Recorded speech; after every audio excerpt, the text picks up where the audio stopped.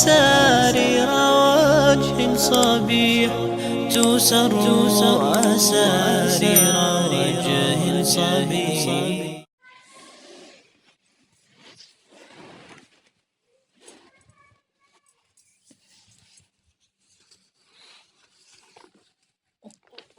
کہ حالت خوف میں نماز کیسے پڑھی جائے گی.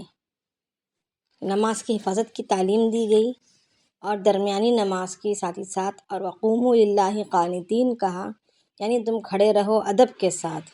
تو ادب سے مراد خشوع و خضوع ہے، اہتمام ہے، جن چیزوں کو پڑھا جا رہا ہے اس پر غور و فکر ہے، اس کے معنی اور مفہوم کو جاننا اور سمجھنا ہے، اور اللہ تعالیٰ کو حاضر و ناظر سمجھتے ہوئے اپنی اس نماز کو زندگی کی آخری نماز سمجھتے ہوئے پڑھنا کہ ممکن ہے کہ اس کے بعد مجھے دوبارہ کوئی نماز پڑھنے کا موقع ملے نہ ملے، اور ہو سکتا ہے کہ میں اب پڑھ رہی ہوں اس کے بعد مجھ پر نماز پڑھی جائے. تو اور پھر یہ نماز جو ہے قابل قبول بن کر اللہ کے دربار میں پہنچے. یہ نہیں کہ کالے کپڑے کی طرح لپیٹ کر میلے کپڑے کی طرح لپیٹ کر ہمارے منہ پر مار دی جائے. جب نماز خراب ہوتی ہے تو پھر وہ نماز پرانے کپڑے کی طرح لپیٹ کر نمازی کے منہ پر ہی مار دی جاتی ہے. اور حدیث شریف میں یہ بھی آتا ہے کہ جب بندہ نماز پڑھتا ہے تو اس کی نماز کا اس کو 10واں حصہ، 9واں حصہ، 8واں حصہ، اس طریقے سے اس کے خشوع و خضوع کے بقدر، اس کے اخلاص کے بقدر اس کو اس کا اجر ملتا رہتا ہے. اور کسی کو جو ہے آدھا حصہ اور کسی کو کچھ بھی نہیں، بغیر کسی حصے کے اس کی نماز بس اٹھک بیٹھک میں شمار ہوگی. بعضوں کی نماز کا تو فرض ہونے کی حیثیت سے بھی اس کے سر سے نہیں اتاری جائے گی.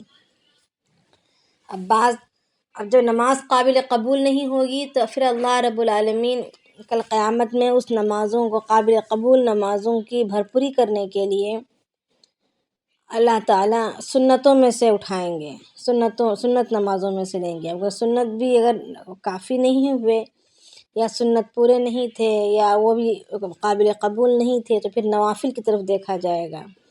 اگر وہ پھر نوافل میں بھی کمی رہی تو پھر اس کے سارے اعمال گویا کہ ضائع ہیں.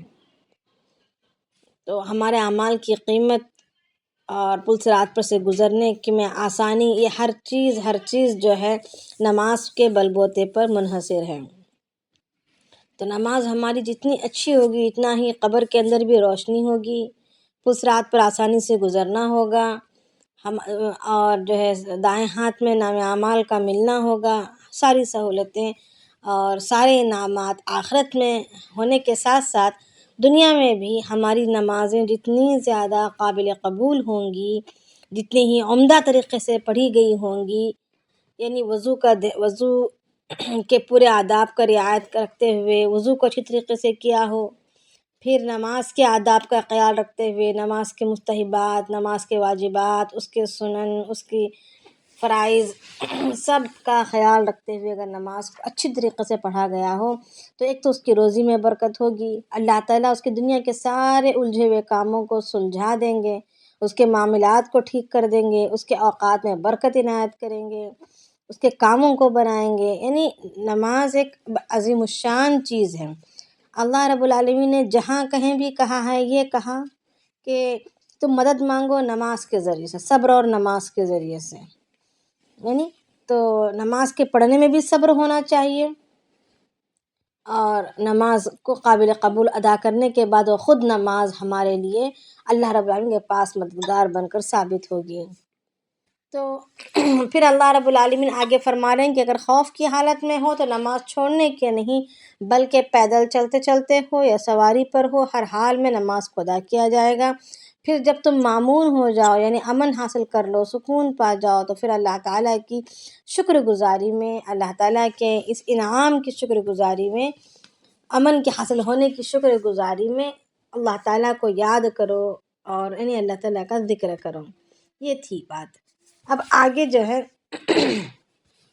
اللہ رب العالمین آگے فرما رہے ہیں کہ پیچھے ہم نے جو طلاق کے تعلق سے جو باتیں پڑھیں، اور جو جن کے شوہر فوت ہو چکے ہیں، اگر شوہر فوت ہو جائے تو بیوی کے ذمے کیا کتنی مدت ہے اس کو بیان کیا تھا. تو اسی کے تعلق سے ایک اور مزید ایک دو احکامات یہاں پر بیان کیے جا رہے ہیں کہ فرما رہے اللہ رب العالمین والذین یتوفون منکم ویذرون ازواجا، اور جو لوگ فوت ہو جائیں تم میں سے، ویذرون ازواجا، اور چھوڑ جائیں بیویوں کو، اپنی بیویوں کو چھوڑ جائیں، تو وصیۃ لازواجہم متاعا الی الحول غیر اخراج، تو چاہیے ان مرنے والوں کو چاہیے کہ وہ وصیت کریں اپنی بیویوں کے لیے 1 سال کی تک فائدہ اٹھانے کی، کہ ان کو گھر سے کوئی نہ نکالے، غیر اخراج، ان کو نکالا نہیں جائے گا. اب پہلے وراثت ابھی بٹی نہیں تھی. پہلے زمانہ جاہلیت میں جو عورت بیوہ ہو جاتی تھی اس کے لیے سال بھر عدت بیٹھنا ہوتا تھا، سال بھر تک وہ عدت میں بیٹھی رہے گی. مگر ہم نے پچھلی آیتوں میں ہم نے دیکھا کہ سال بھر کی عدت ہٹا کر اللہ رب العالمین نے آسانی پیدا کی، 4 ماہ 10 دن تک وہ عدت میں رہے گی. اب اس کے بعد 4 ماہ 10 دن میں اس کے لیے وہ عدت میں رہے گی. اب اس کے بعد جائے گی تو کہاں جائے گی؟ ابھی میراث کی آیتیں نازل نہیں ہوئی ہیں اس وقت تک، یعنی ان آیات کے نازل ہونے تک میراث کی آیتیں نازل نہیں ہوئی تھی، تاکہ بیوی کو، مرنے والے کی بیوی کو حصہ مل جائے، مال مل جائے، اور وہ اپنی آزادانہ زندگی اپنے اخراجات کے بل بوتے پر اپنے شوہر کے ترکے میں سے، یعنی جو اس کا حصہ ملا ہے اس میں سے وہ بآسانی زندگی گزار سکے. تو اس کے لیے یہ آیات ابھی نازل نہیں ہوئی تھی، یہ شروع دور کا وقت ہے. تو اللہ رب العالمین یہاں پر یہ کہہ رہے ہیں کہ 4 ماہ 10 دن ہوتے ہی ان کو بھگا نہ دیا جائے مکانوں سے. وہ جائیں گی تو کہاں جائیں گی؟ تو اللہ رب العالمین یہاں پر یہ فرما رہے ہیں کہ ان کو چاہیے کہ وہ 1 سال کی مدت تک، 1 سال تک اپنا سب کچھ ٹھیک ٹھاک کر لینے تک، مستقل پورے 1 سال تک ان کو گھر سے نہیں نکالا جائے گا. یعنی جس گھر میں وہ شوہر کے ساتھ رہتی تھی اس گھر سے انہیں نہیں نکالا جائے گا، کوئی نہیں نکال سکتا. اور مزید ان پر کسی قسم کی تکلیف نہ ہو، کوئی نکالنے کی کوشش نہ کرے، اس کے لیے مرنے والے پر بھی یہ بات واجب کر دی گئی کہ وہ وصیت کر جائے کہ میری بعد میری بیوی کو اس گھر سے 1 سال تک نہیں نکالا جائے گا. مگر اگر کوئی 4 ماہ 10 دن کی عدت گزارنے کے بعد اگر کوئی عورت خود ہی سے ہی نکلنا چاہتی ہے اور اپنے طور پر کہیں اور جا کر رہنا چاہتی ہے تو اس کو اختیار ہے. یہ آگے اللہ رب العالمین فرما رہے ہیں اسی آیت میں. آیت اوپر سے ہم دوبارہ دیکھتے ہیں، والذین یتوفون منکم، اور وہ لوگ جو فوت ہو جائیں تم میں سے، ویذرون ازواجا، اور چھوڑ جائیں اپنی بیویوں کو، وصیۃ لازواجہم، چاہیے کہ وہ وصیت کریں اپنی بیویوں کے لیے، متاعا الی الحول غیر اخراج، یعنی سال بھر تک وہ فائدہ اٹھائیں گی بغیر نکالی گئی، بغیر نکالے ہوئے. فإن خرجنا، اور وہ خود اگر وہ خود نکلیں، کون؟ بیویاں اگر خود نکلیں، فلا جناح علیکم، تو ان پر کوئی گناہ نہیں ہے. یعنی ان کے بیویوں کو اختیار ہے مگر کسی اور کو اختیار نہیں نکالنے کا. نکلنے کا ان کو خود اختیار ہے. فیما فعلنا فی انفسہن من معروف، جو بھی وہ کریں اپنے لیے اچھائی، اپنے آپ میں کسی اچھا معاملے کو، کسی اچھائی کو. واللہ عزیز حکیم، اور اللہ تعالیٰ زبردست حکمت والے ہیں. یعنی جو بھی وہ کریں، فلا جناح علیکم، نکلنا ان شوہروں کا گھر چھوڑ کر 4 ماہ 10 دن کے بعد شوہروں کا گھر چھوڑ کر نکلنے میں کوئی گناہ نہیں ہے. آگے کیا فرمایا؟ فعلنا فی انفسہن من معروف، جو بھی کریں وہ اپنے آپ میں اپنے طور پر اچھائی کے لیے، یعنی دوسرا نکاح کرنے کے لیے اگر وہ کوششیں کریں اور دوسرا نکاح بھی کر لیں، یعنی 4 ماہ 10 دن کے بعد 1 سال کے اندر اندر شوہر کے گھر میں ہی رہتے ہوئے اگر کوئی بھی اپنے حق میں بھلائی کے لیے، اپنے حق میں کچھ نہ کچھ ترقی کے لیے اگر وہ کچھ کرنا چاہتی ہیں آگے بڑھنے کے لیے تو وہ کر سکتی ہیں، ان پر کوئی گناہ نہیں ہے، ان کو پوری اجازت ہے. وَلِلْمُطَلَّقَاتِ مَتَاعٌ بِالْمَعْرُوفِ حَقًّا عَلَى الْمُتَّقِينَ، اور طلاق شدہ عورت والیوں کے لیے، اور طلاق والیوں کے لیے متاع بالمعروف، فائدہ دینا ہے، یعنی مال کا دینا ہے بھلے طریقے سے. حقا علی المتقین، اور یہ حق ہے کس پر، یہ ذمہ داری ہے، یہ واجب ہے پرہیزگاروں کے لیے. کذالک یبین اللہ لکم آیاتہ، اسی طریقے سے اللہ تعالیٰ بیان کرتے ہیں تم کو اپنی نشانیوں کو، اپنے احکامات کو، لعلکم تعقلون، اس امید پر کہ تم عقل رکھتے ہو، تم سمجھتے ہو، تم سمجھ سکو. اب طلاق والوں کی جو بات آئی ہے، اب طلاق والوں میں 3 قسم کے ہیں. ایک وہ ہے جس کا صرف نکاح ہوا ہے، ابھی مہر بھی مقرر نہیں ہوا اور دخول بھی نہیں ہوا. دوسری وہ ہیں جن کا مہر مقرر ہو چکا ہے اور دخول نہیں ہوا ہے. تیسری وہ ہیں جو مہر بھی پا چکی ہیں یا مقرر بھی ہو چکا ہے اور دخول بھی ہو چکا ہے. تو یہ 3 الگ الگ ہیں. تو پہلی کے لیے تحفے و تحائف دینا ہے، یہ واجب ہے، کم سے زیادہ کی کوئی حد نہیں، کم سے کم کی حد کم سے کم 1 یا 2 جوڑے اس کو، کم سے کم 2 یا 3 جوڑے اس کو دینے ہیں اچھے. اب رہی بات دوسری جو ہے جس کا مہر مقرر ہو گیا تھا اور ابھی دخول نہیں ہوا تھا، اس کے لیے آدھا مہر دے دیا جائے گا. آدھا مہر کی وہ حقدار ہیں. اگر وہ چاہے تو اپنا پورا معاف کر دے، یا اگر شوہر اگر پورا ہی دے دے تو یہ اس کے حق میں بہت اچھا ہے، اللہ تعالیٰ کے زیادہ قریب ہے تقوی کے. اب تیسرے وہ جن کا مہر بھی پورا ہو چکا ہے اور دخول بھی ہو چکا ہے، ان کے لیے تو پورا مہر ہے، واپس نہیں لیا جائے گا، پورے مہر کی ادائیگی ہوگی. اگر نہیں دیے ہیں تو ادائیگی کرنی ہے. اور پھر اس کے بعد جو ہے یہ ہے. تو اب یہاں پر اسی کو دوبارہ یہاں پر کہا جا رہا ہے کہ متاعم، اب تیسرے والوں کے لیے جن کو مہر پورا کا پورا دیا جائے گا، ان کے بارے میں ہے کہ ان کو مزید کچھ دینا ہے یا نہیں دینا ہے. تو یہاں پر مزید دینے کی بات ہو رہی ہے کہ ان کو جو نان نفقہ دینا وہ بھی ہو سکتا ہے، وہ اس میں شامل ہو، یا الگ سے انہیں کچھ تحفے تحائف دینا اس میں شامل ہو. بات مطلق ہے، ساری چیزیں اس میں داخل ہو سکتی ہیں. اب یہاں پر اللہ رب العالمین فرما رہے ہیں، حقوق کے بیان کرنے کے بعد اللہ پاک فرما رہے ہیں اسی طریقے سے اللہ تعالیٰ بیان کرتے ہیں تم کو اپنے احکامات کو تاکہ تم سمجھو اور اس پر عمل کرو. کسی کو یہاں پر کوئی بات پوچھنی ہے؟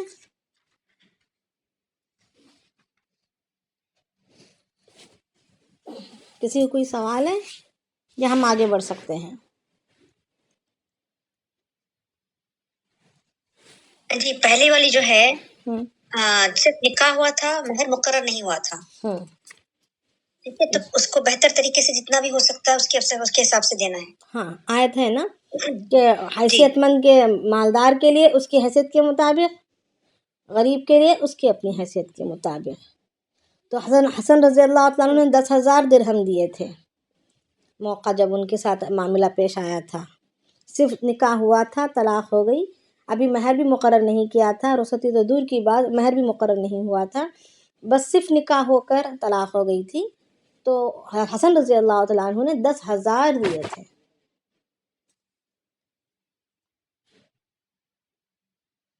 جی السلام علیکم. جی وعلیکم السلام. یعنی یہ جو رقم دی جا رہی ہے یہ ان کی دل آزاری جو ہو رہی ہے نا لڑکی کی، اس دل آزاری کے بجائے ان کو خوش کرنے کے لیے دیا جا رہا ہے. اللہ تعالیٰ کے پاس دلوں کی اتنی قیمت ہے کہ اللہ تعالیٰ یہ نہیں چاہتے کہ کسی کا دل دکھائے کوئی بندہ، تو اس کی قیمت دی جا رہی ہے. جی بتائیں. تیسرے طلاق کے بعد تیسرا جو بات ہے کہ تیسرے اس میں طلاق ہو جانے کے بعد کیا رقم انہیں برابر دی جا سکتی ہے طلاق شدہ بیوی کو؟ عدت کی مدت کی رقم تو دینا ہے نا، عدت جتنے دن وہ گزارے گی اس کی تو دینی ہے، قرض دینے ہیں. ہاں وہ تو سب ہو گیا، طلاق ہو گیا، وہ اپنے گھر چلی گئی، لیکن مان لیا تکلیف میں ہے تو کیا اس کے برابر کے لیے رقم دیا جا سکتا ہے، شوہر دے سکتا ہے؟ نہیں، ابھی وہ تو غیر محرم ہو گئی، اب اس کا رشتہ ختم ہو چکا. وہ عورت آزاد ہے، وہ کسی اور سے نکاح کر سکتی ہے، نکاح کرے لے، کیونکہ 3 طلاق ہو گئی ہے تو اب دوبارہ اپنے شوہر کے پاس بھی نہیں آ سکتی، سلام دعا بھی نہیں کر سکتی کیونکہ بالکل غیر محرم ہے. مان لی اس کے بچے ہیں تو اس کی پرورش کے لیے بچوں کے اخراجات ضرور دے گا. بچوں کے اخراجات ضرور دے گا. جی وعلیکم السلام. جیسے کہ طلاق ہو جاتا ہے، غلطی دونوں طرف سے ہوتا ہے، لڑکے کی طرف سے لڑکی کی طرف سے، تو بعد میں جیسے قیامت میں پکڑ ہوگی اس بات کا، یا پھر مطلب ہاں اللہ تعالیٰ کو دیکھیں جائز باتوں میں، جائز کاموں میں، یعنی اللہ تعالیٰ نے جن چیزوں کو حلال کیا ہے اس میں سب سے زیادہ ناپسندیدہ چیز طلاق ہے. اب دیکھیں طلاق تو وہیں پر ہوتی ہے جہاں پر آپس میں نبھاؤ نہیں ہوتا، مزاجیں نہیں ملتے، باتیں بگڑ جاتی ہیں. تو اسی لیے طلاق کو رکھا گیا کہ مزید بات اور بگڑانے کے بجائے اگر معاملات نہیں کر سک رہے ہیں، اگر سمجھوتے کے ساتھ زندگی نہیں کر سک رہے، خوش اخلاقی سے پیش نہیں آ سک رہے، حقوق ادا نہیں کر سک رہے، تو اسی طریقے سے حقوق کو پامال کرتے جیو نہیں، بلکہ اچھے طریقے سے حسن سلوکی کے ساتھ ہدیے تحفے تحائف دیتے ہوئے الگ ہو جاؤ. اگر کوئی بندہ یہ طریقہ اختیار نہیں کیا بلکہ اس میں لڑائی جھگڑا کیا، گالی گلوچ کیا، مار پیٹ کیا، اور تو پھر کل قیامت میں اللہ رب العالمین جو یہ درمیان میں جو ظلم ہوا ہے نا، اس ظلم کو اللہ رب العالمین تولیں گے. کل قیامت میں ہر ظالم کے ظلم کو تولا جائے گا. اگر کسی مظلوم کا کوئی جرم بھی ہے تو اس کے جرم کو بھی تولا جائے گا، اور اس کے ڈانٹ کو یا مار کو یا گالی گلوچ کو اس کو بھی تولا جائے گا. اگر جرم کا وزن کم ہو گیا اور مار پیٹ کا یا گالی گلوچ کا یا ڈانٹ ڈھپٹ کا اگر وزن زیادہ ہو گیا تو پھر یہ ڈانٹنے والا، گالی گلوچ دینے کرنے والا ظالم قرار دیا جائے گا، اور یہ ظالموں کی فہرست میں اس کا حساب ظالموں کی طرح اس کا حساب کیا جائے گا. تو کسی بھی معاملے میں کیوں نہ ہو، کسی بھی معاملے میں کیوں نہ ہو، ہمیں کسی کے ساتھ بھی معاملہ کرتے وقت اگر کوئی بات بری لگی تو ڈانٹنا ہو یا مارنا بھی ہو تو ہمیں یہ دیکھنا ہے کہ اس کے جرم سے بڑھ کر نہ ہو، یا تو جرم کے برابر سرابر ہو یا جرم کے اندر ہو.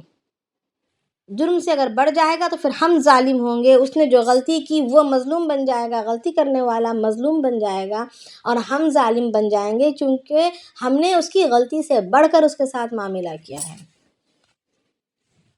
ہر معاملے میں خیال رکھنا ہے اس بات کا. جیسے مزاج نہیں مل رہا ہو، جی ایسا کچھ ہوتا ہے، مار پیٹ والا معاملہ نہیں ہو، جی جیسے مزاج نہیں مل رہا ہو تو تھوڑی بات میں بڑھ جا رہا ہو، مطلب دونوں طرف کے فیملیز ہے، جی تو اس کا کوئی پکڑ ہوگا. ہاں وہ بد اخلاقی جو برتی تھی اس کی تو پکڑ ہوگی. اس لیے جیسے ہی موقع آئے بد اخلاقی کے ہونے کا، اس کو جیسے تیسے کر کے اس کو ٹھیک کر دیا جائے. طلاق ہونے والوں کے لیے بھی یہی ہے، طلاق نہ ہونے والے اور ساتھ میں جینے والوں کے لیے بھی یہی ہے کہ بد اخلاقی کا بالکل مظاہرہ نہیں کریں گے. کوئی نہ کوئی اپنی زبان کو چپ کر لیں گے، حق پر ہوتے ہوئے چپ ہو جائیں گے. اگر حق پر ہیں تب بھی چپ ہو جائیں گے. حق پر ہونے کے باوجود اگر چپ ہو گئے تو اللہ رب العالمین اس کو جنت کے بیچوں بیچ والا مکان دینے کا وعدہ کرتے ہیں. لیکن پھر جیسے زندگی تو گزارنے کا رہتا ہے نا، تو اس میں بھی تو بات کو دبایا نہیں جا سکتا. جی نہیں سمجھی میں. جیسے کہ مان لیجیے کچھ پریشانی ہو رہی ہے لڑکی کو، تو دبا کے کتنا دن رہ سکتی؟ نہیں اگر دیکھیں اگر معاملہ یہ بات کا ہے کہ اگر اس کے ساتھ ظلم ہو رہا ہو، اس کو ذہنی طور پر اس کے پر دباؤ ہو رہا ہو، یا کچھ بھی مسئلہ ہو رہا ہو، یا جسمانی طور پر ہو رہا ہو، جو بھی ہو، وہ اپنے ولی کو یعنی اپنے بڑوں کو بتا سکتی ہے تاکہ یعنی ان کو بتا سکتی ہے جو معاملے کو سلجھا سکیں. ان کو نہیں بتا سکتی جو معاملے کو اور بھڑکائیں. اب جس کو اس نے بتایا ہے، لڑکی نے جس کو بھی بتایا ہے، ان کا کام یہ ہے کہ امانت داری سے، حکمت اور نیک نصیحت کے ساتھ اس طریقے سے بات کرے، اس طریقے سے معاملے کو سلجھائے کہ لڑکی پر مزید آنچ نہ آئے، بلکہ دونوں کے درمیان محبت جوڑ آپس میں پیدا ہو جائے. اس کی کوشش کرے، بجائے گالی گلوچ کے، دھمکیوں کے، مار توڑ کے. کوشش یہ کرے کہ محبت سے سلجھانے کی کوشش کرے. اگر معاملہ محبت سے سلجھ جا رہا ہے تو ٹھیک ہے، کوششوں کے بعد. اگر نہیں سلجھ رہا تو پھر آگے آئے گا، ہم انشاءاللہ سورۃ نساء میں آئے گا کہ پھر جماعت کی بیٹھک بیٹھی جائے گی، پھر جو ہے دونوں فریقین بیٹھ کر آپس میں مشورہ کریں گے، کوشش کریں گے، اس طریقے سے اقدامات کیے جائیں گے، مگر گالی گلوچ یا ظلم زبردستی یہ نہیں کیا جائے گا، محبت سے پیار سے ہی سمجھانے کی کوشش کی جائے گی۔ آ گئی بات سمجھ میں؟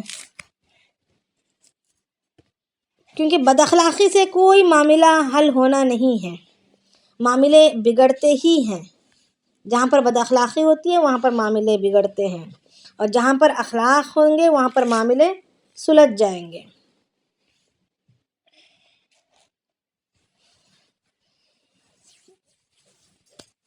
تو ہم آگے دیکھیں گے۔ تو اب یہاں پر اللہ رب العالمین طلاق کی، حقوق کی، نان نفقے کی، عدت کی، سب باتوں کے درمیان نماز والی بات کو لے آئے تھے، اس لیے کہ اصل جو ہے نماز یہ انسان، اور پھر اس کے بعد دوبارہ پھر اسی بات پر آ گئے، یعنی حقوق کی ادا کرنے کی بات پر آ گئے۔ یہاں پر جو بھی بات کی گئی ہے یہ اخلاقاً پیش آنے کی باتیں ہوئی ہیں، یہاں پر اخلاقاً پیش آنے کی باتیں، ایکسٹرا باتیں ہی ہیں۔ ورثہ دے دیا گیا، ترکہ دے دیا گیا، وہ عدت گزار لی، پھر بھی وہ 1 سال تک اس کو رہنے کا اختیار ہے، اگر وہ خود سے چاہتی ہے تو نکل سکتی ہے، مگر کوئی سی کو حق نہیں کہ اس کو گھر سے نکالا جائے۔ پھر اگلی آیت میں بھی کیا ہے، طلاق شدانی بات نہیں بن رہی تو مہروں کو دینا، مہروں کا واپس لینا یا مہروں کو پورا ادا کرنا، اس کی تعلیمات تو ہو گئی۔ اب زائد اس کو ہدیہ تحفہ دینے کے بارے میں ہی یہاں پر بات ہو رہی ہے، یعنی اخلاق کا مزید مظاہرہ کرنے کی تعلیم یہاں پر دی جا رہی ہے نماز کی آیتوں کے لانے کے بعد۔ تو نماز کی آیت کو بیچ میں اسی لیے لایا گیا ہے کہ نماز جو ہے، انسان جب نماز سدھرتی ہے تو انسان کی پوری زندگی سدھر جاتی ہے۔ نماز انسان کو ہر برائی اور ناشائستہ حرکتوں سے روکتی ہے۔ نماز انسان کی تربیت کے لیے ہے۔ آج ہماری نمازوں سے ہمارے اخلاق نہیں بن رہے، یہی وجہ ہے کہ ہماری نماز ہی بنی ہوئی نہیں ہے۔ نماز یہ چاہتی ہے کہ اللہ کے حکم کے آگے نہ ہماری زبان اپنے مرضی سے بولے، نہ ہماری سوچ اپنی مرضی سے ادھر ادھر ہو، نہ ہمارے جسم کے کوئی عضو کی حرکت ادھر ادھر ہو اللہ کی مرضی کے خلاف۔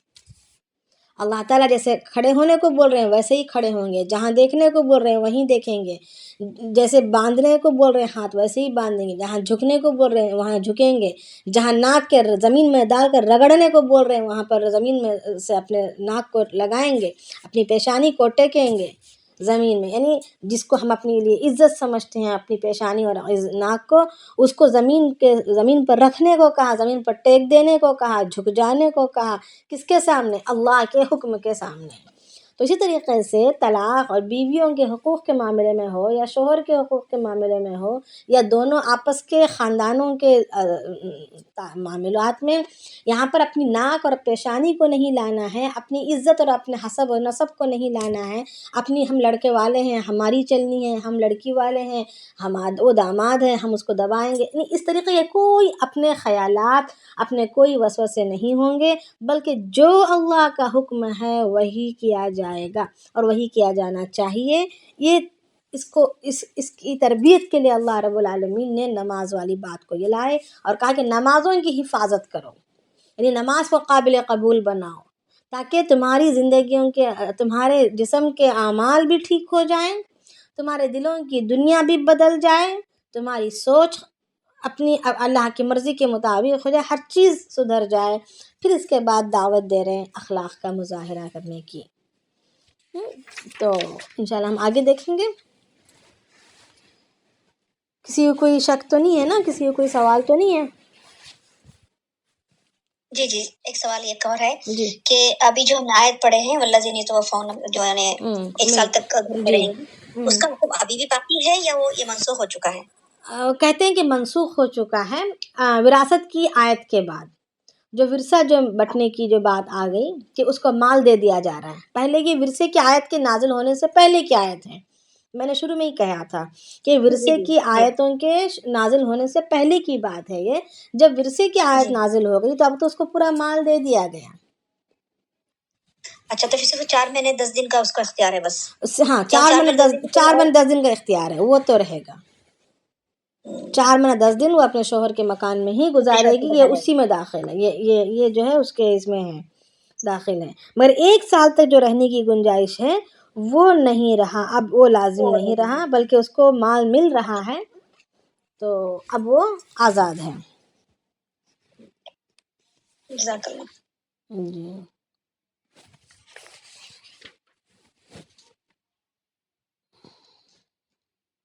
تو اسی میں اللہ کے نبی صلی اللہ علیہ وسلم کی وہ حدیث کہ ابو سعید خدری رضی اللہ عنہ کی بہن صاحبہ فریعہ بنت مالک وہ آئیں نبی صلی اللہ علیہ وسلم کے پاس اور کہا کہ ہمارے غلام بھاگ گئے تھے جنہیں ڈھونڈنے کے لیے میرے شوہر گئے، تو قدوم میں یعنی قدوم علاقے میں میرے شوہر غلاموں سے ملاقات تھی میرے شوہر کی، لیکن میرے غلاموں نے ان کو قتل کر ڈالا، تو ان کا کوئی مکان نہیں تو جس میں میں عدت گزاروں، تو اللہ کے نبی صلی اللہ علیہ وسلم اور کچھ کھانے پینے کو ہے اور نہ ہی کچھ کھانے پینے کو ہے، تو اگر آپ اجازت دیں تو اپنے میکے میں چلی جاتی ہوں اور وہیں عدت پوری کر لیتی ہوں، تو آپ صلی اللہ علیہ وسلم نے فرمایا اجازت ہے، تو وہ کہتی ہیں کہ میں لوٹی اور ابھی میں حجرے میں ہی تھی کہ حضور صلی اللہ علیہ وسلم نے مجھے دوبارہ بلوایا، خود بلایا یا کسی اور سے بلوایا، پھر کہا کہ تم نے جو قصہ بیان کیا تھا اس کو دوبارہ بیان کرو، تو اس کے بعد اللہ کے نبی صلی اللہ علیہ وسلم جب انہوں نے قصے کو بیان کیا تو وہ کہتی ہیں کہ آپ نے فرمایا کہ اپنے گھر میں ہی ٹہری رہو یہاں تک کہ عدت گزر جائے، چنانچہ میں عدت کا وہیں عدت کا زمانہ میں نے پورا کیا، یعنی 4 مہینے 10 دن کا عدت کا زمانہ، تو شوہر کے گھر میں ہی ان کو رکنا ہوگا بیوہ ہونے والی عورت کو۔ آگے دیکھتے ہیں، بسم اللہ الرحمن الرحیم، الم تر الی الذین خرجوا من دیارہم وهم الوف حذر الموت۔ اب بنی اسرائیل میں ایک واقعہ پیش آیا تھا، زراوان نام کا ایک علاقہ تھا، وہاں پر طاعون کی بیماری پھیل گئی، جب وہاں پر طاعون پھیلا تو لوگ ایک قبیلہ تھا، وہ قبیلے والے جس میں تقریباً 10,000 لوگ تھے اس قبیلے کے، تو 10,000 یہ لوگ بڑے گھبرا گئے اور یہ لوگ وہاں سے بھاگ کھڑے ہوئے، بھاگ کر ایک ایسے جگہ پہنچے جو کھلا میدان، درمیان میں اطراف میں پہاڑی علاقہ اور درمیان میں بڑی اچھی فضا اور اچھا سا پانی کا انتظام، یعنی پانی کی نہریں اور دلکش مناظر، اس طریقے سے بڑے خوبصورت ایک مقام پر پہنچے یہ لوگ اور وہاں پر ٹھہر گئے۔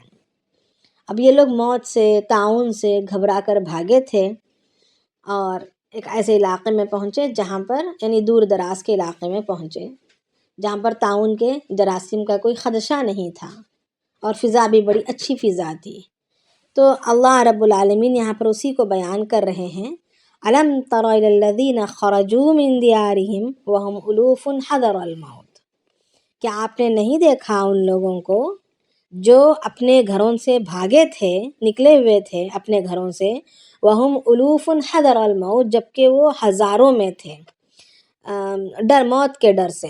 اب یہاں پر اللہ تعالیٰ نے ہزاروں کہہ دیا، یہ الوف جو ہے جمع کثرت کو بولا جاتا ہے، جمع کثرت کا صیغہ ہے، یعنی یہ 10,000 سے اوپر کی گنتی ہے، اب وہ 10,000 تھے یا 10,500 تھے یا 11,000 تھے، جتنے اوپر تھے بس 10,000 سے اوپر کو الوف کہتے ہیں، تو اب ہم اس کو 10,000 لے کر چلتے ہیں، پتہ نہیں کتنے تھے 10,000 سے مگر زیادہ تھے، تو اللہ تعالیٰ کیا فرما رہے ہیں کہ آپ نے نہیں دیکھا ان لوگوں کی طرف، یعنی اللہ کے نبی صلی اللہ علیہ وسلم سے خطاب کر کے فرما رہے ہیں کہ آپ نے نہیں دیکھا ان لوگوں کو جو نکلے تھے اپنے گھروں سے اور اس حال میں کہ وہ ہزاروں تھے، 10,000 سے اوپر تھے موت کے ڈر سے، فقال لهم اللہ موتوا، تو اللہ تعالیٰ نے کہا ان کے لیے کہ تم مر جاؤ، اللہ تعالیٰ نے کہا ان لوگوں کو، یعنی وہ جا کر سیٹل ہو گئے، سکون پذیر ہو گئے، رہنے سہنے لگ گئے، ایک دلکش مناظر کے درمیان، ایک خوشگوار فضا کے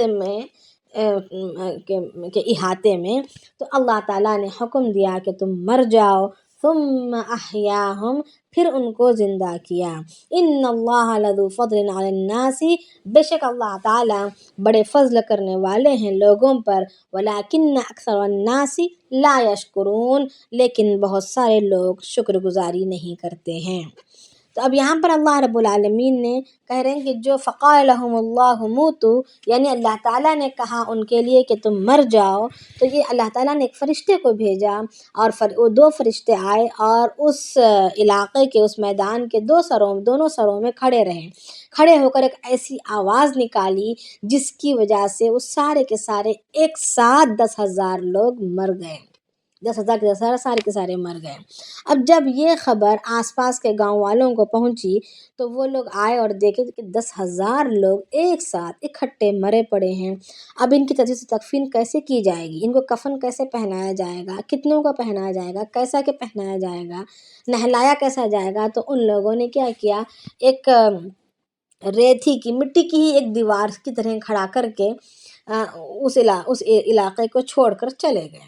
یعنی وہ لوگ یوں ہی پڑے رہے، ٹھنڈ، ہوا، بارش، دھوپ، اسی کے درمیان پڑے رہے، اور اللہ رب العالمین ان کی لاشیں گل گئیں، سڑ گئیں، سب کچھ ہو گیا، ختم ہو گئیں، یہاں تک کہ ہڈیاں بھی بوسیدہ ہو کر پرزے بن گئیں۔ سب کچھ ختم ہو جانے کے بعد تقریباً ایک 2,000 سال بعد یا کچھ طویل مدت بعد حضرت حزقیل علیہ السلام کا عروج ہوا۔ حضرت حزقیل علیہ السلام ایک اللہ کے نبی، یہ بھی بنی اسرائیل کے نبی ہیں، وہ مبعوث ہوئے، اور ان کا گزر جب اس شہر پر سے ہوا، اس علاقے پر سے ہوا، تو انہوں نے دیکھا کہ انسانوں کی کھوپڑیاں اور کچھ اعضاء پڑے ہوئے ہیں، تو انہوں نے اللہ رب العالمین سے سوال کیا کہ اللہ یہ کیا ہے؟ تو اللہ تعالیٰ نے ان کو بتلاتے ہوئے کہا کہ تم اگر چاہو تو ان سے کلام کر سکتے ہو، ان کو دوبارہ زندہ کروا کے بات کر سکتے ہو۔ تو اللہ رب العالمین نے ان کو کلمات بتلائے، کلمات یہ بتلائے کہ یعنی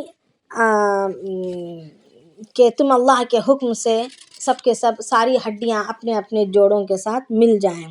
تو فوراً جو ہے حزقیل علیہ السلام کی آنکھوں سے دیکھتے ہی دیکھتے پوری ہڈیاں، یعنی ہر انسان کی اسی کی ہڈی اس کے ساتھ ایک ساتھ جڑتے چلی گئی اور ایک ڈھانچہ تیار ہو گیا۔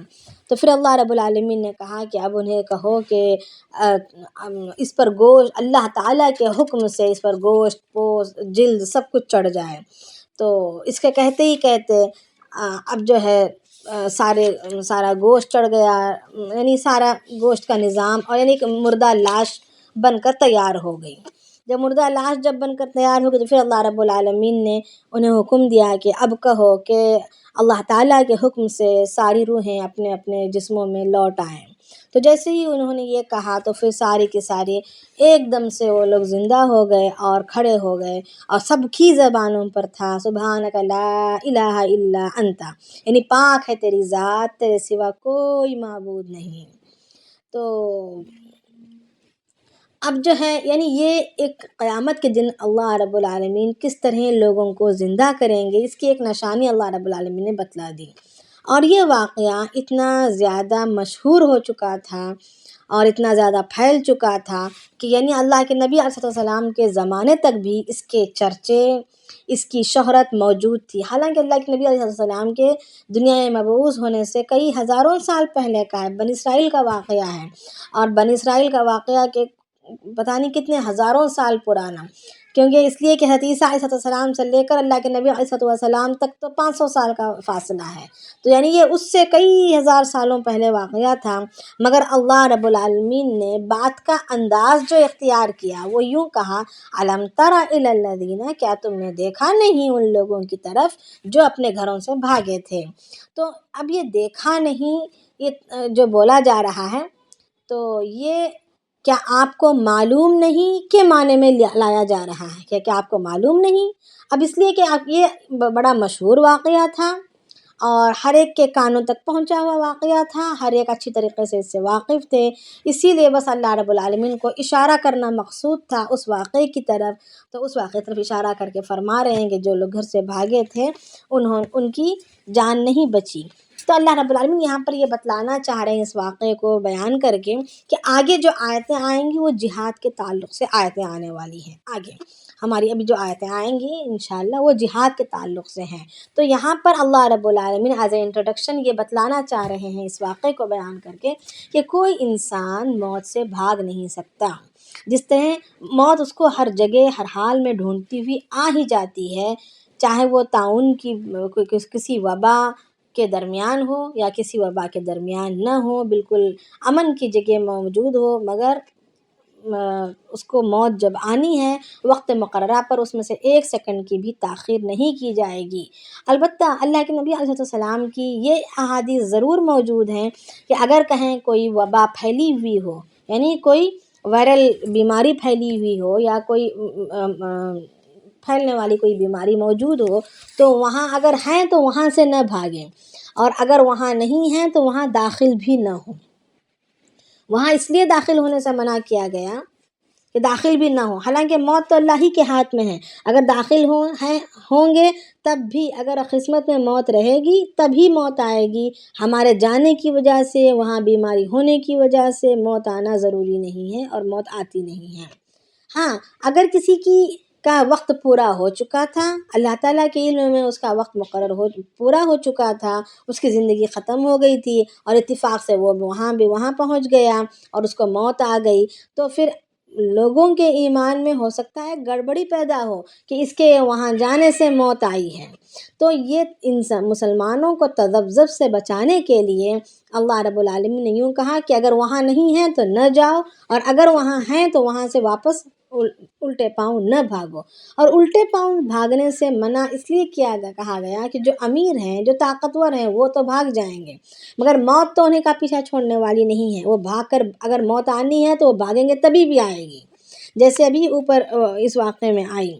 مگر اب جو وہاں پر کمزور رہیں گے، غربا رہیں گے، مساکین رہیں گے یا کمزور لوگ رہیں گے، ان کی دیکھ بھال کرنے والا، ان کی باس پرس کرنے والا، ان کی دل آزری، ان کے دل کو لبھانے والا کون ہوگا؟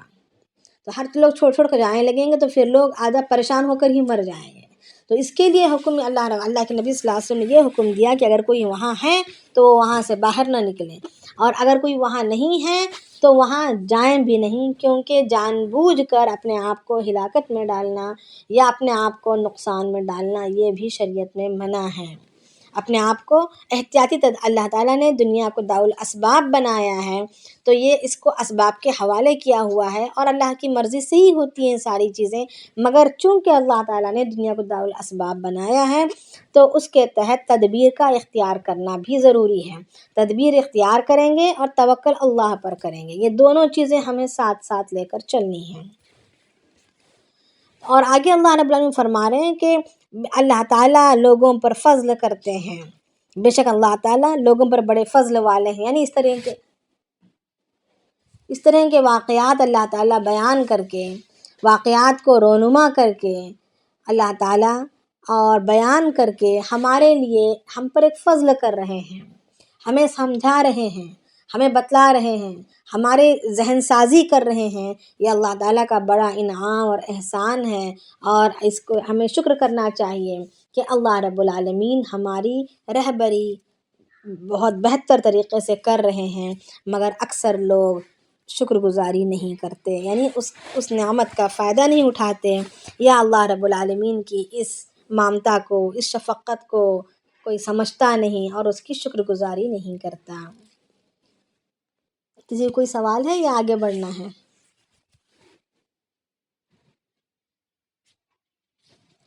السلام علیکم۔ جی وعلیکم السلام۔ پھر دوہرائیے کہ کون سے نبی تھے وہ؟ حزقیل علیہ السلام۔ کون سے؟ حزقیل، ہا زا قاف یا لام۔ جی۔ اور اللہ کے نبی علیہ السلام کے بعد حضرت عمر فاروق رضی اللہ تعالیٰ عنہ ملک شام جانا چاہا، تو ملک شام کے قریب ہی ایک علاقے میں اترے ہوئے تھے، تو خبر ملی کہ ملک شام میں وبا پھیلی ہوئی ہے، یعنی طاعون پھیلا ہوا ہے. یہ طاعون ایک بہت بڑا، اس وقت تک کی تاریخ میں ایک بہت بڑا سانحہ ثابت ہوا. تو وہ طاعون کا جو وبا پھیلی ہوئی تھی، وہ اس وبا کے تعلق، اس وبا میں کئی صحابہ اور تابعین تابعین سب شہید ہو گئے. جو اس طریقے کی وبائی مرض میں مبتلا ہو کر اللہ تعالیٰ کی جانب سے مبتلا ہو کر شہید ہو جاتا ہے، تو وہ مر جاتا ہے تو وہ شہید کہلاتا ہے. تو عمر رضی اللہ عنہ کو جب پتہ چلا تو انہوں نے مشورہ کیا اسی مقام پر، یعنی باہر ہی رک کر، شام میں بجائے داخل ہونے کے رک کر مشورہ کیا. تو اس مشورے میں کسی نے نبی صلی اللہ علیہ وسلم سے کوئی حدیث سنی ہوئی نہیں تھی طاعون کے تعلق سے کہ کیا کیا جائے، وہاں جایا جائے یا وہاں سے گئے بغیر رکا جائے. کسی نے حدیث کسی کے ذہن میں نہیں تھی، کسی کے کانوں نے سنا ہوا نہیں تھا. تو پھر آگے بڑھنے لگے تو عبد الرحمن بن عوف رضی اللہ تعالیٰ عنہ کو پتہ چلا، تو انہوں نے عبد الرحمن بن عوف رضی اللہ تعالیٰ عنہ حدیث جانتے تھے، تو انہوں نے خبر دی اس حدیث کی کہ اللہ کے نبی صلی اللہ علیہ وسلم نے فرمایا ہے کہ اگر کسی جگہ طاعون یا وبا پھیلی ہوئی ہو تو وہاں نہ جائیں، اور اگر وہاں ہیں تو وہاں سے نہ بھاگیں.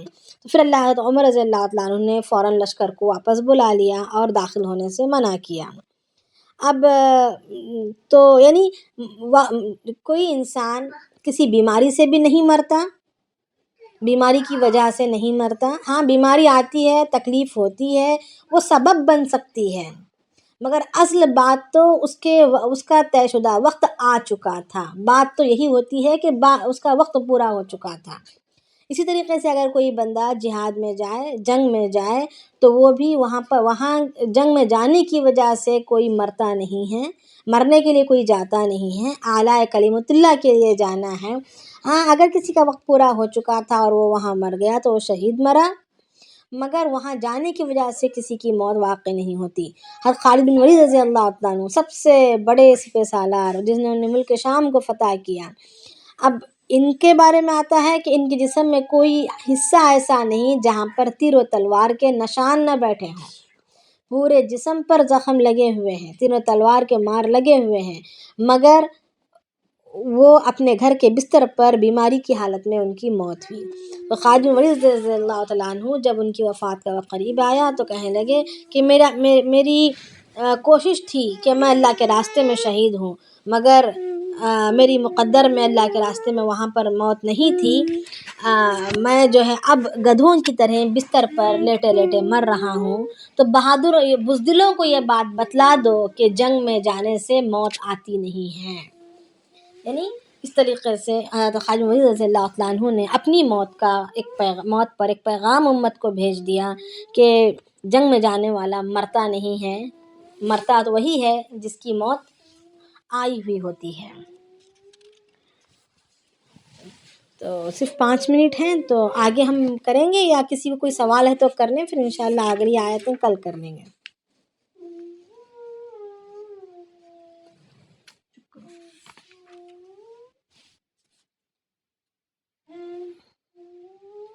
جی کل کے حوالے سے ایک سوال تھا صلاۃ الخوف کے بارے میں. جی صلاۃ الخوف میں جو نماز پڑھتے ہیں، یعنی ایک رکعت پڑھ کے 2 سجدے کر کے چلے جاتے ہیں، تو اس میں سلام پھیرنا ہوتا ہے بغیر سلام کے؟ نہیں، بغیر سلام کے نکلیں گے.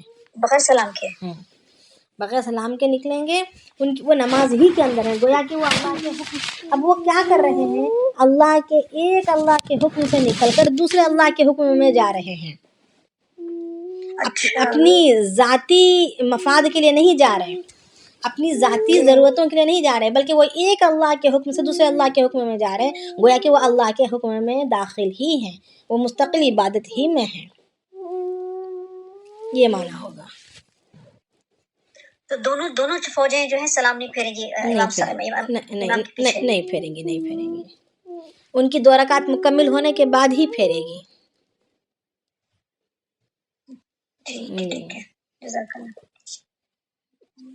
تو اب اگر جیسے ابھی فلسطین کا واقعہ ہے یا جہاں بھی ہو رہے ہیں، جہاں بھی حالات وہاں پر اسی قسم کے شاید پڑھے جاتے ہوں گے. کیسا حالات ہیں اللہ جانتے ہیں. یا اگر کسی کو کوئی وہی اگر یعنی بالکل یہ صلاۃ الخوف کی نماز یعنی بالکل سینسیٹیو مواقع پر پڑھی جانے والی ہے. السلام علیکم باجی. جی وعلیکم السلام. باجی میرے کو کل قصر کی نماز کے بارے میں پوچھنا تھا. ہم لوگ سعودی عربیہ میں تو ہم لوگ انڈیا جائیں گے تو کبھی میکے میں رہنا پڑتا ہے, کبھی سسرال میں, کبھی کہیں 1 مہینے کی چھٹی رہتی ہے ہماری. تو ہم پوری نماز پڑھنی ہے یا قصر کی نماز ہی پڑھنی ہے؟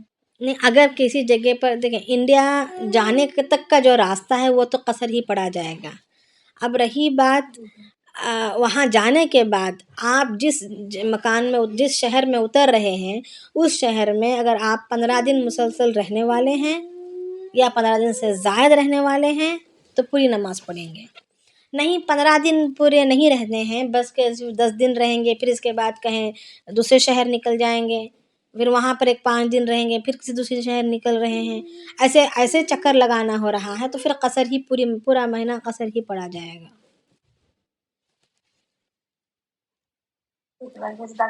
جی.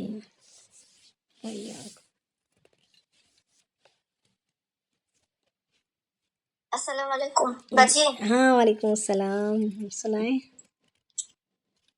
اچھا باجی, کبھی عصر کی مکروہ وقت اسٹارٹ ہو جائے تو تب کیا کرنا ہے؟ پڑھ لینا ہے نماز. ادا نماز کو بالکل ناغہ ہونے نہیں دینا ہے. اخیر وقت تک بھی اگر مل جائے تو پڑھ لینا ہے. اچھا, میں تو کبھی کبھی چھوڑ دیتی ہوں جو مکروہ وقت ہو. نہیں, ادا کے لیے مکروہ وقت نہیں ہے. مطلب جوں توں کر کے جان بوجھ کے ٹال کر دیر نہیں کرنا ہے. نہیں وہ ایکسیڈنٹ کبھی ہو جاتا ہے کبھی کسی وجہ سے اگر ہو جائے تو فوراً پڑھ لے. کوشش یہ کرے کہ سورج ڈوبنے سے پہلے ہم اپنی اثر پوری کر لیں. اچھا جی ٹھیک ہے. اچھا, مکروہ وقت سورج غروب ہونے سے آدھا گھنٹہ پہلے ہے نا؟ سورج پیلا پڑنے جیسے لگے, ڈوبنے لگ جائے. السلام علیکم ورحمۃ اللہ وبرکاتہ. جی وعلیکم السلام ورحمۃ اللہ. اچھا, یہ قصر کی نماز کے لیے اگر ہم بامبے کی طرف بھی جا رہے ہیں تو بھی ہم قصر نہیں پڑھ سکتے؟ یعنی اگر 48 میل کا فاصلہ ہے تو قصر پڑھنا ہے. 48؟ ہاں 48 میلز. اچھا ٹھیک ہے. ڈیوریشن اگر ڈسٹینس 48 میلز یا اس سے زیادہ ہے تو ہم قصر پڑھیں گے, چاہے وہ ہم ہندوستان کے اندر ہی چکر کاٹ رہے ہیں یا ہندوستان کے باہر چکر کاٹ رہے ہوں. ٹھیک ہے.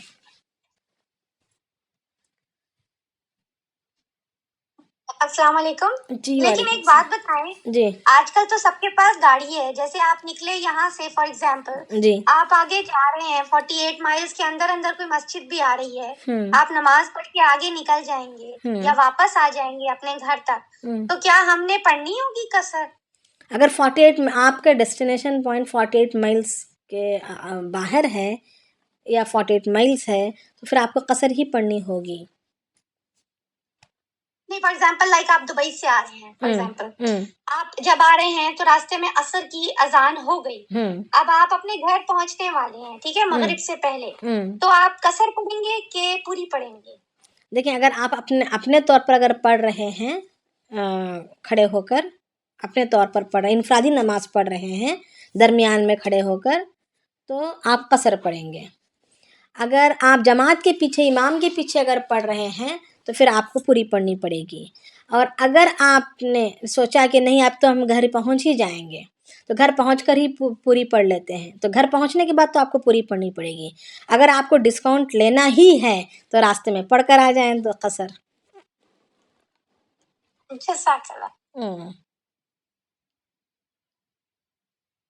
مگر سفر آسان ہے, سفر جو ہے ہماری اپنی سہولت کا ہے, اپنی گاڑی کا ہے, بالکل آرام دہ ہے. یہ کہتے ہوئے ہم قصر کو چھوڑ نہیں سکتے, بلکہ قصر ہم پر باقی ہے, قیامت تک باقی ہے. یعنی پہلے تو سفر مشکل تھے تو قصر تھا، اب آسانیاں ہیں تو اب قصر نہیں ہے، ایسا نہیں کہیں گے، ایسا نہیں کہہ سکتے، کیونکہ اللہ تعالیٰ نے دے دیا ہے تو وہ ہم پر ہمارے لیے ایک انعام ہے، ڈھیل ہے۔ اچھا السلام علیکم السلام وبرکاتہ۔ جی وعلیکم السلام۔ جی تھوڑے دن پہلے میرے سبین بھابھی کا ڈسکشن ہو رہا تھا، ایک کنٹری ہے ناروے بلکہ، جس میں جو ہے سو 6 مہینے دن رہتا اور 6 مہینے رات رہتی۔ تو یہاں پر نماز، تو ہم لوگ کو تفسیر کی کتاب میں ملا تھا کہ یہاں پر نماز کیسے پڑھیں گے بلکہ، نہیں یہاں پر یہ سوال سمجھ آ گیا مجھے، جی سوال سمجھ آ گیا۔ تو یہ جو ہے کہ اپنے اس ملک کے قریب میں جہاں پر جو نمازوں کے اوقات ہیں ان اوقات کے حساب سے یہاں پر نماز پڑھی جائے گی۔ اگر یہاں پر تو سورج غروب ہی نہیں ہو رہا، اور مگر کتاب میں تھا، تفسیر کی کتاب میں یہ تھا کہ ان کے لیے جو ہے سو نماز، مطلب وہی 5 نمازیں جو ہے پورے دن کی جو 5 نمازیں وہ 6 مہینے میں وہ ویسا فرض ہوگی۔ نہیں اور جو ہے سو نہیں، مگر فتویٰ اسی بات پر ہے، رمضان کے جو روزے رہیں گے وہ لوگ، رمضان کے ان کے لیے روزے فرض نہیں ہوں گے۔ نہیں ایسا نہیں ہے، جمہور کا ہی فتویٰ ہے کہ وہ قریبی ملک کے اوقات کے حساب سے وقت کا تعین کرتے ہوئے نمازیں پڑھی جائیں گی اور روزے بھی رکھے جائیں گے۔